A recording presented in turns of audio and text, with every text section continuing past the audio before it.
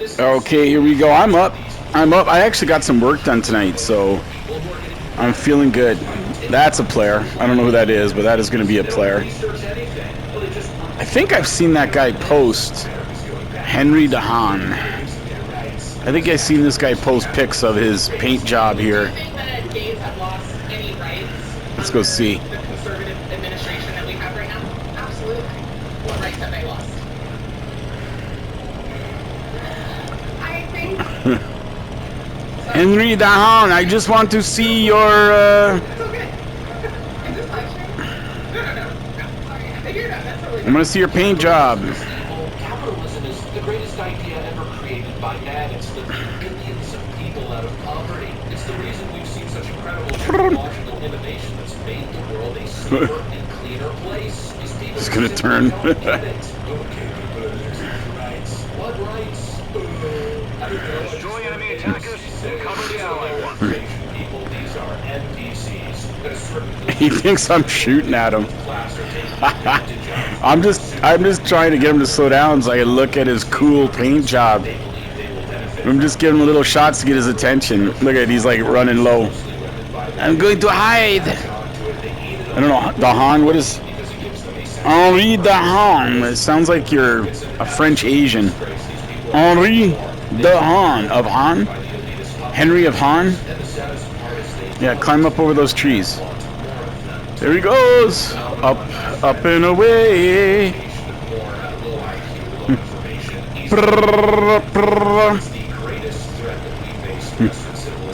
Woo!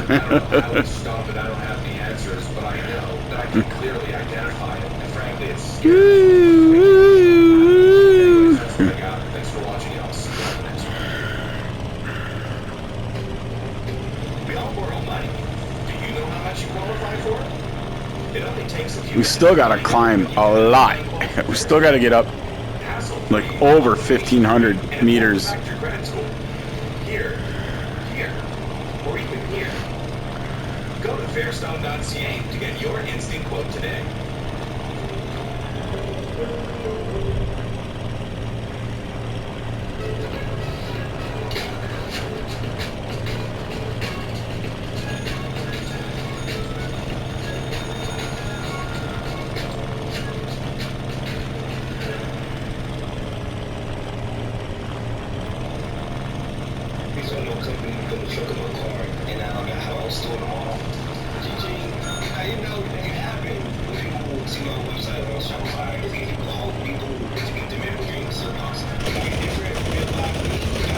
There's one. I think there goes one. Yeah, he's ejected already.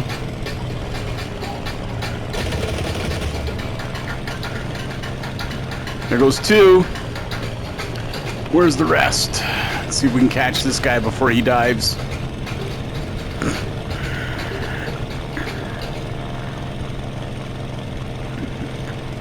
This guy doesn't even have a Wikipedia page about him. Is absolutely incredible.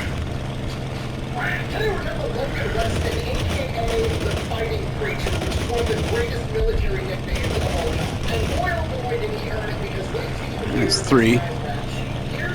Now I gotta find. There we go. There's number 4. Founding member of Maryland's Marauders, or as we know it today, the 75th Ranger Regiment. Famous for knocking out multiple enemy tanks by himself at the same time.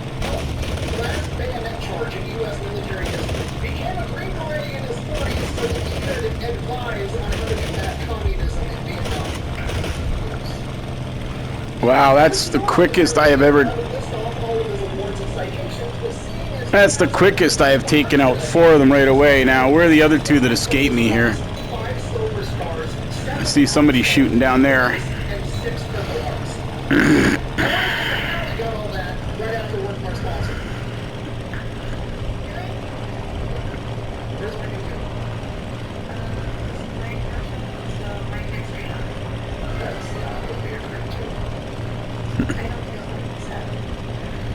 And he's got 4 too.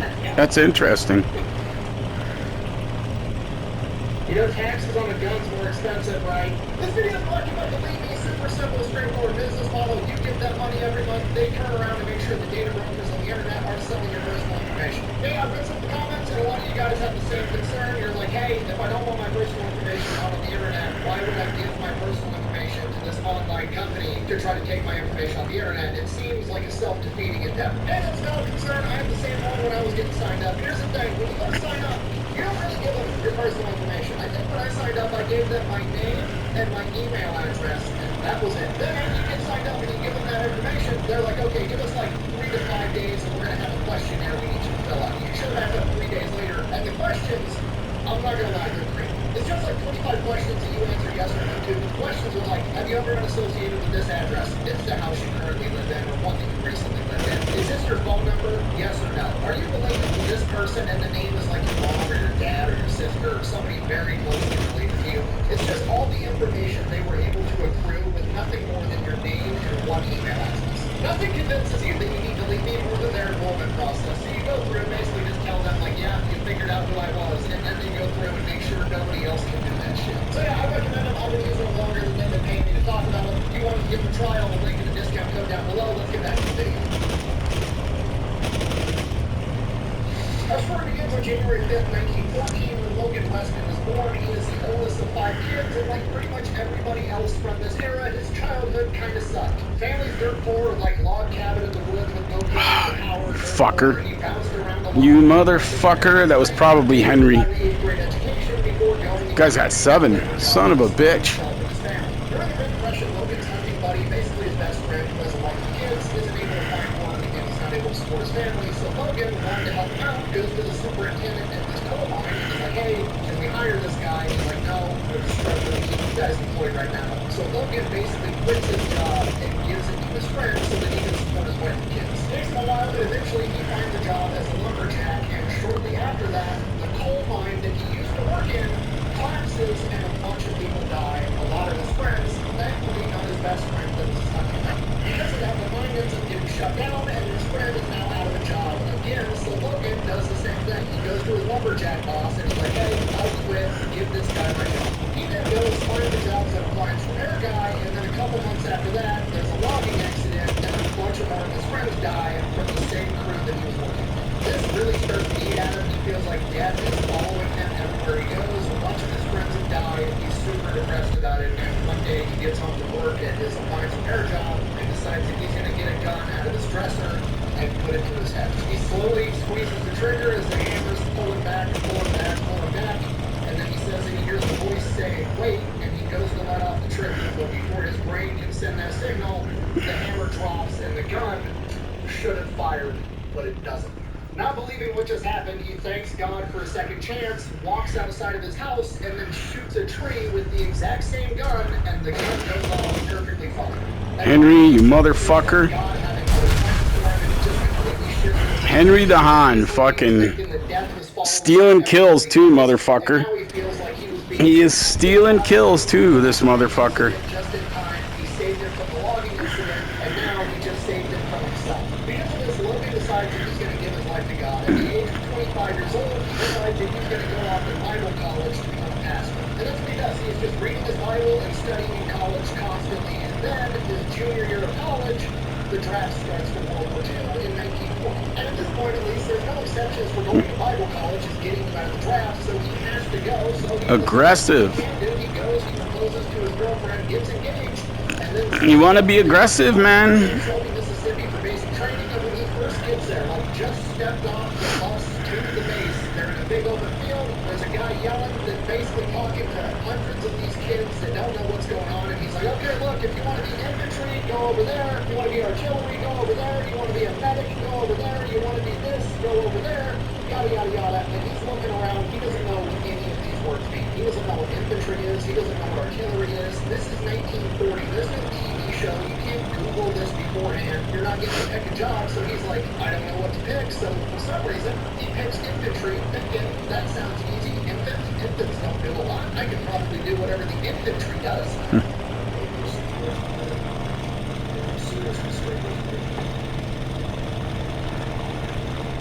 So here he goes to basic training, then he goes to infantry school, then he's just stationed at Camp Shelby, and the entire time he's also functioning as like a pseudo-chaplain. Again, you gotta remember, he's like 27 years old at this point. A lot of the other people coming out are young, 18. Well, he's an aggressive guy.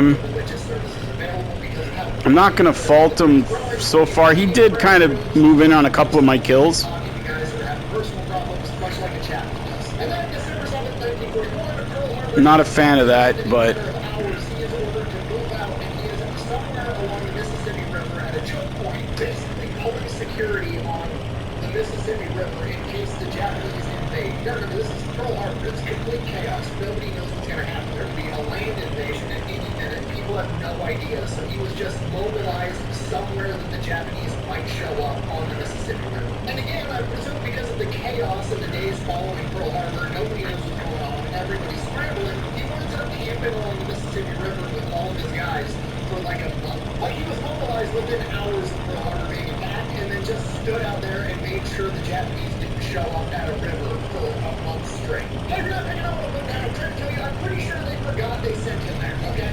Anyways, regardless, by the 7th week of January, he finally gets orders to head back to Camp Shelby, so he packs up all the stuff. son of a bitch. I swear to God, if he comes and steals this kill on me, I'm going to be pissed. Fuck. That guy cowered out. Whoever that was, chickened out.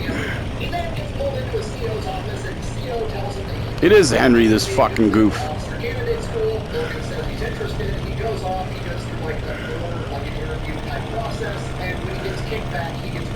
Now, I don't know what happened in this interview, but apparently the promotion board's official reason for not promoting him was his religious convictions were too Fuck, dude. Seriously? The commanding officer that had recommended him for officer candidate school finds out about this. Fuck, every time I fucking zoom in on a guy, this fucker's there.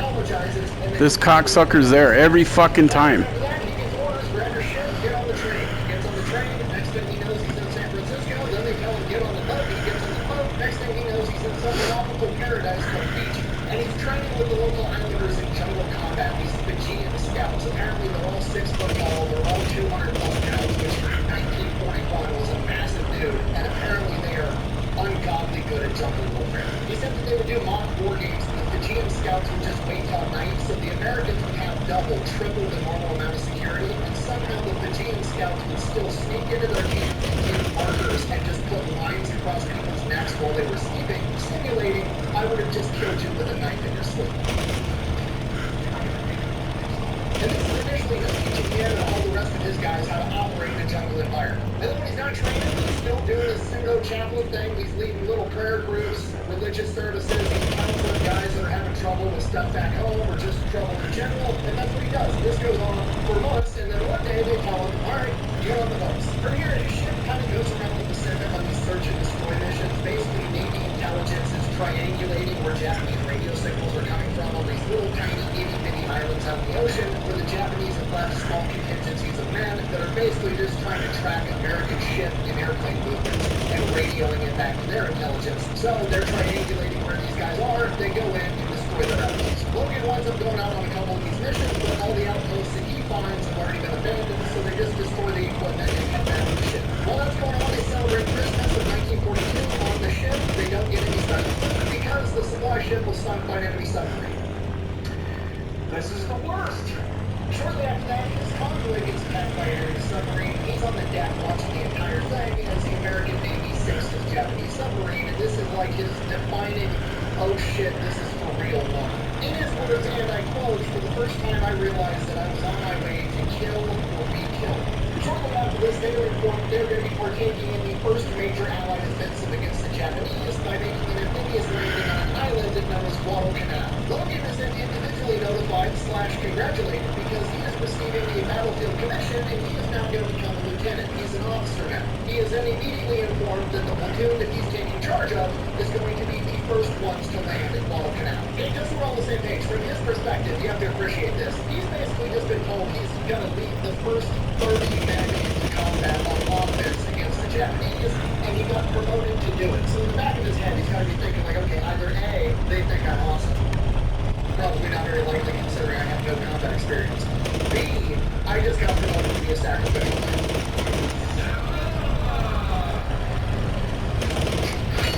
But if he celebrated Christmas on a ship in 1942, he couldn't have done it. I know what you're going to say. Just shut up. You're going to ruin the story. And Come on, pull up, pull up, pull up, pull up. Fuck.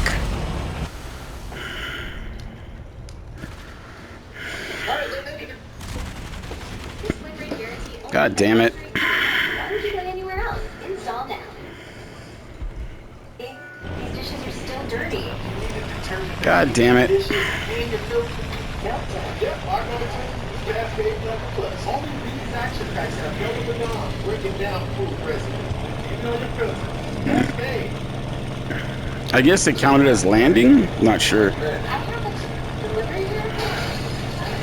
Okay. Guess I'm fine.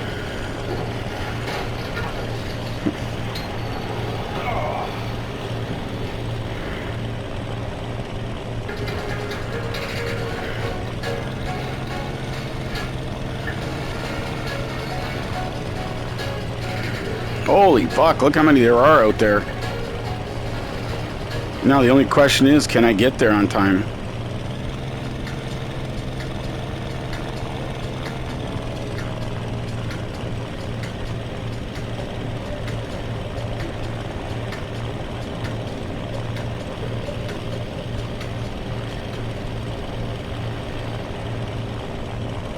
And then in the Guadalcanal, they board the amphibious landing ships. Logan and his platoon are the first ones in the first ship. They're making their way towards the island. They're getting closer and closer and closer, and then the door on the Higgins boat drops. Now, look, this is it. This is the moment. Adrenaline's high. This is the moment he's supposed to run out of that Higgins boat onto the beach, engage the enemy in combat, and get revenge for Pearl Harbor. And that's exactly what he goes to do. He's the first one off that Higgins boat. As he runs, jumps off that door into the water, immediately sinks up to his neck in the ocean. Kate Wind immediately taken out of his sails. Cool guy moment, gone forever, and it is now turned into an oh shit moment as he desperately tries to run through the ocean to get to this beach as fast as he can. Which obviously isn't very fast, but luckily they're not taking enemy gunfire or artillery or anything, so they all make it to the beach. He establishes a beachhead, gets all of his men accounted for, and then they kind of wait for some more people to make the landing on the beach.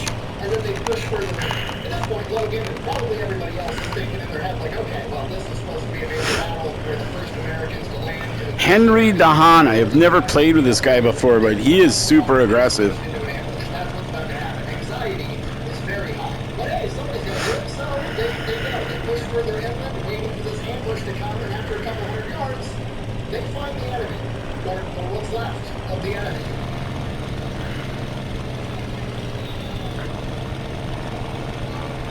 There's dead guys and chunks of dead bad guys everywhere that's been left rotting out in the sun. There's supplies scattered all over the place. Anything that even slightly resembles a structure has been completely destroyed. Somebody has already been here and just laid waste to this entire thing. So they kind of just take up a holding position and wait for orders, and then, word comes down and they get everything figured out. Apparently the Marines have beat the Army here by like 2 months.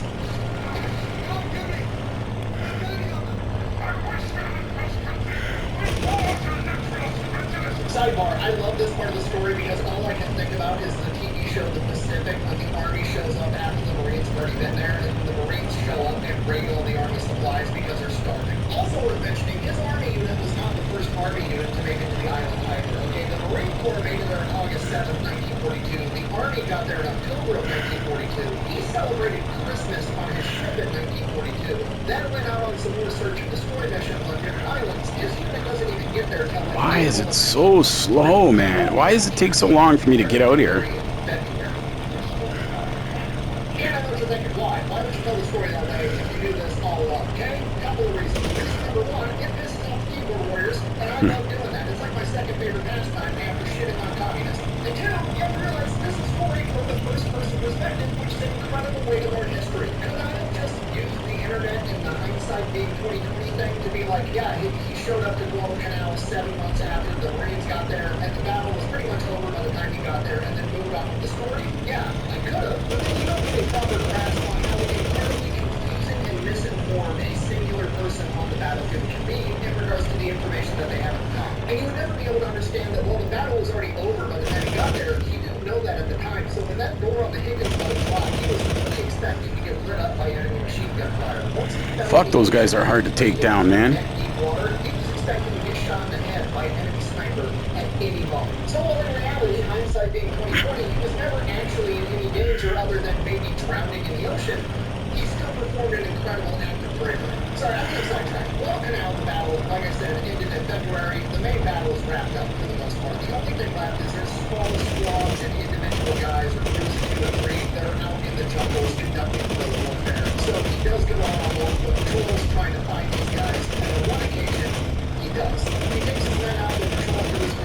jungle. They're in a single file line with this narrow path through the jungle. He rounds a bend and literally bumps into 3 Japanese soldiers, and immediately, before he even knows what happens, shoots all 3. After inspecting their bodies inside of the helmets of one of the dead Japanese soldiers, he finds a family picture of him, his wife, and his child, and it eats him all up. He prays about it a ton. He didn't want to kill anybody. He knows that, but ultimately he just comes to accept what he already knew the moment he saw that submarine go down. It was killed for the future. Once they get back to patrol, he winds up telling his commander everything that happens. He's expecting, like, a good job, and attaboy. You took out 3 of the enemy. I sent you out into the jungle to find him. You found him. You did your job. Good job. That's not what he gets. He gets a tremendous ass chewing from his commanding officer because there's no reason that an officer should have been out in front. He should have had, his lower enlisted men leading the way, and his life should have never even been at risk. He should have let somebody else do that for him. And Logan pushes back against the commanding officer. He's like, I'm sorry, I thought I was commissioned to lead my troops, not drive them. And this pretty much solidifies his leadership style of he basically made a vow to himself that he's never going to ask one of the men under his command to do something that he wasn't willing to do himself. For here, the next 2.5 to 3 months that he spends on Guadalcanal, he's still going out on patrols. He does get involved in some more skirmishes, but they don't need everybody patrolling the jungle, so they end up doing a ton more jungle warfare training. Now, when he's not doing that in his free time, he pretty much gives all of his time to being a pseudo chaplain to all the men, because obviously not a lot of religious leaders on Guadalcanal at the time. And unfortunately, this is that point in the war where a lot of soldiers start getting tear-tone letters from back home, where their wives or fiancés or girlfriends are leaving them for somebody else. And he's doing everything he can to help those guys out. And this is where he really starts to pick up his nickname, the Fighting Preacher, or Preacher for short. Then, after about 3 months, they get the orders, get on the boat, we're going to go invade another island, and this time, it's for real.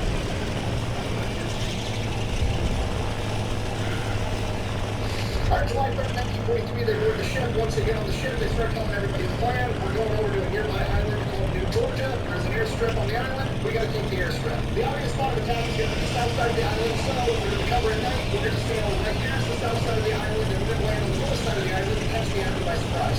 Once we get there, we'll open up with the naval bombardment to stop it at the landing, we'll board the Higgins boats, and then we're going to take the island. That's the plan. Fast forward 3 o'clock in the morning, July 12th, 1943. They're here. It's time to go. We're going to make landings. The Allied forces open up with these gigantic naval bombardment, and it has the opposite of the desired effect. It does not silence the enemy. It's more like stirring up a hornet's nest. You fucker. Get the fuck away from my kills, you motherfucker. This fucking guy, I swear to God.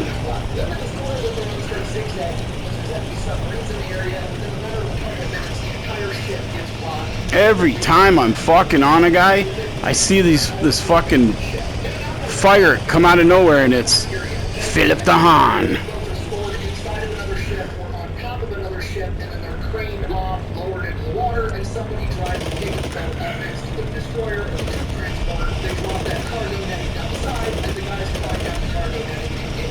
Was that him again? You motherfucker.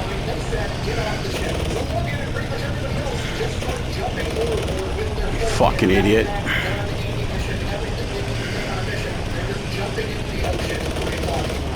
Ah, you fucking idiot. Keep fucking stealing kills, you fucking faggot.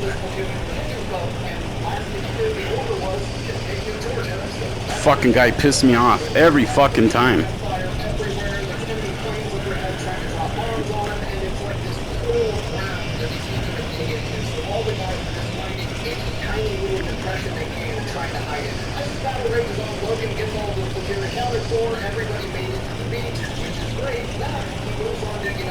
I swear to God, what he does is he looks to see who's getting shot on, and that's how he finds the enemy, and he just zooms in, and he just flies in aggressively and just fucking unloads on your guy, on the guy that you're trying to shoot.